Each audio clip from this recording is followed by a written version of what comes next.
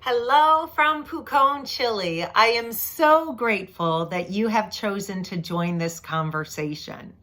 I love the quote by Margaret Mead. She states that never doubt that a small group of people can change the planet, because in fact, it's the only thing that ever has. And for the better or for worse, right? For example, is 9/11. It was a pretty small group of people that pulled off one of the most devastating events in US history.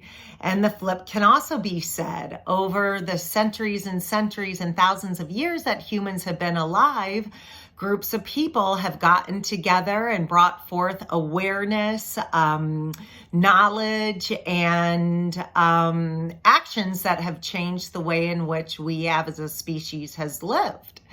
And so this conversation around addiction, and particularly addiction to alcohol, is critical today, as the use of alcohol is just gaining momentum. So in 2020, the industry spent about $6.3 billion on marketing and advertising. In 2023, it's projected that $7.7 billion will be spent. So alcohol is one of four of the riskiest drugs that we as human beings can ingest. It's alcohol, tobacco, heroin, and cocaine, with alcohol being number one as the most riskiest drug. We will go into scientific detail why this is accurate, not to mention alcohol is socially acceptable. Almost 90% of adults drink alcohol. It is more socially acceptable to drink this toxic poison than it is to not to. I don't know about you, but I know that there have been times in my life when I have not had a drink and been at a social outing and said that I'm not drinking, and everybody asks, why? Why aren't you drinking? Just have one, are you sure? And we don't get this with other substances. And tobacco, which was widely spread at one point in time, we thought that tobacco was actually healthy for us. It's illegal to advertise tobacco today. And if someone offers you a cigarette and you say, no, I quit, or I don't smoke, they're like, I've tried over and over to quit. They never bother you again about having a cigarette. In fact, it is frowned upon. We would not smoke in front of our children today. Yet, we don't think twice about drinking. And children are so impressionable. Okay, so you can argue that smoking secondhand smoke is detrimental to health. That's true. And also remember that our actions and what we do in life is very much directed to what we witness and what we believe we should do. And in our society, especially the Western cultures, alcohol is a rite of passage. It is how we become adult. We're 21, we can drink. It's how we celebrate. It's how we relieve stress. All these things, it's all over magazines, television, movies, everywhere.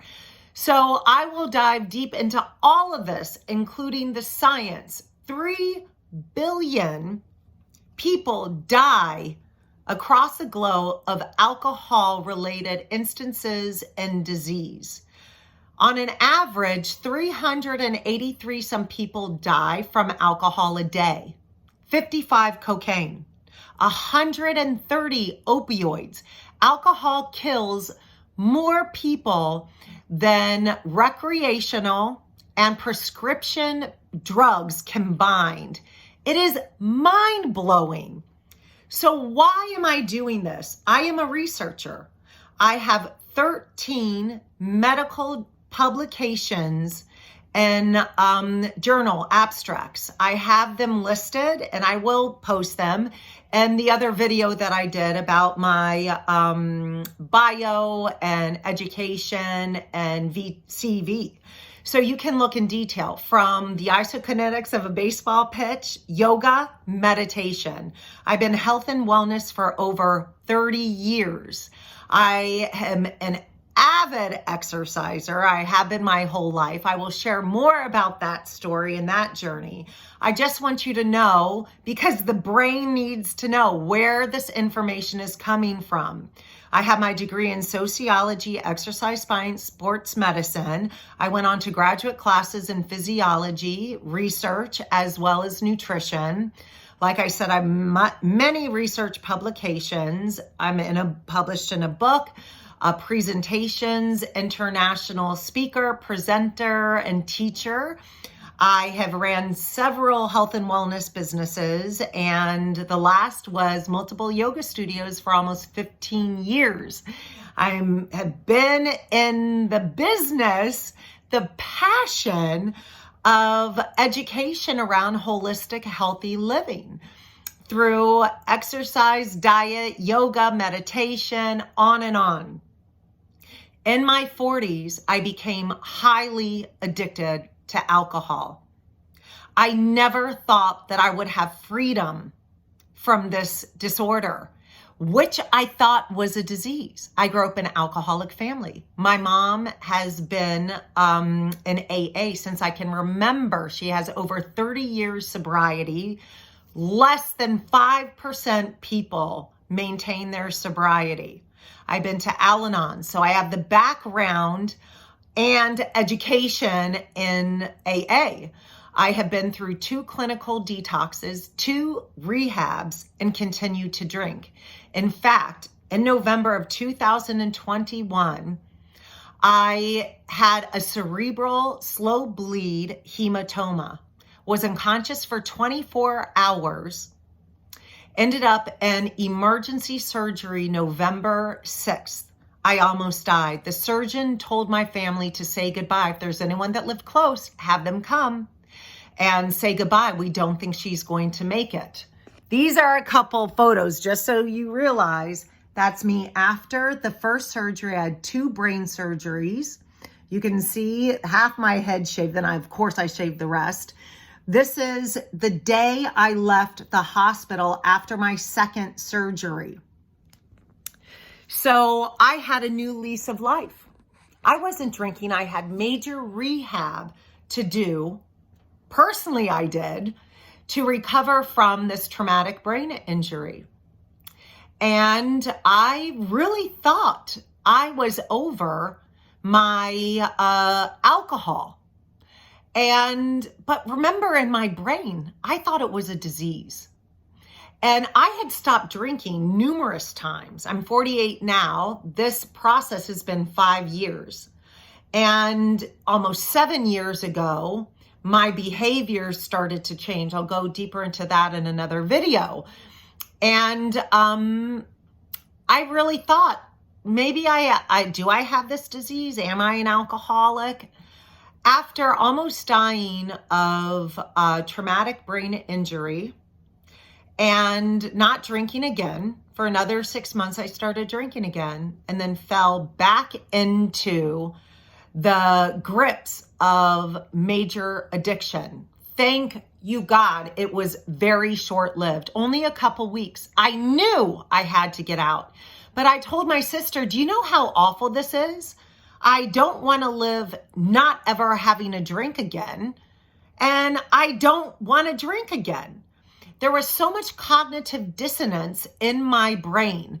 On one hand, I thought I had a disease that was unique, some kind of brain disorder. Yet on the other hand, I'm a scientist, and I've been around the world teaching people how more similar we are than we are different. What carries us far apart are our belief systems. I did a 5-day leadership training in Israel with a cross section of IDF soldiers, Israeli defense soldiers, Palestinians, amongst multiple religions, on and on. I spent the first few days just having people recognize, as human beings, we are more similar. Look at your neighbor's hand in a down dog. It might be a different color. It might be a different size. It is more similar than different. Our beliefs carry us far apart. how we are, our brain science, which I will dive into, is more similar, yet somewhere in my subconscious, I still believed I had this unique disease. And I realized, awakened to the fact, when I stopped drinking again, did not know what to do. I almost died. And now, no, I am not going to let alcohol be what takes me out once and for all. And I was struggling after my divorce in 2017. I no longer had my yoga studios. For almost 7 years, I had been floundering. What do I want to do? What's my passion? Which led to me started drinking again. I wasn't struggling with, why did this happen to me? It was, why am I alive? I literally for months was told I can walk, sit and watch TV, walk, read. I was watching more news than I ever had. And the plane crash in China killed 130 people. 19 children were shot in another school. Horror. And time again, you just turn on the news every day. People are dying for no good reason at all. I've lived a great life. I'm 48. Yes, I've struggled with alcohol addiction. And I've been blessed to have so many fantastic experiences in my life. And why am I alive? Drink again. The addiction is there again. I have a disease, but it never made sense to me. Having a disease and alcohol went against all scientific knowledge that my brain had. My girlfriend said, Kirsten, I think you will like this book called This Naked Mind. I actually read it before I started drinking again. And the one thing that Annie Grace, the author, said was, I just wanted alcohol to be small and irrelevant. Well, no joke. If you've ever tried to recover from alcohol, been to AA, it's not small and irrelevant.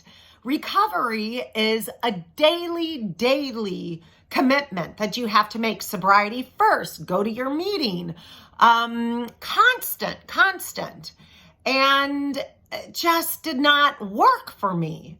In fact, less than 5% of people stay sober. So I started to dive deep into what I do best, is research. And what I found was astounding, having this book be the catalyst. I just had to have a window crack for what it was with alcohol and the research to fundamentally shift how I thought and what I believed about alcohol. We all have been lied to. Alcohol is not a disease. Alcohol is probably the most addictive substance on the planet. It is more socially acceptable to drink alcohol than not to drink alcohol. It simply is an addiction, a repetitive addiction. So how did I get liberated and free? If I can, you can. Whoever you love that's afflicted with it can. The behavioral science, which I will go into next in the next video, not only will change your life and save your life around addiction, specifically alcohol, but anything else that you are curious behaviorally want to change in your life to lead a better, more holistic, happy, energetic, joyful, fulfilled life.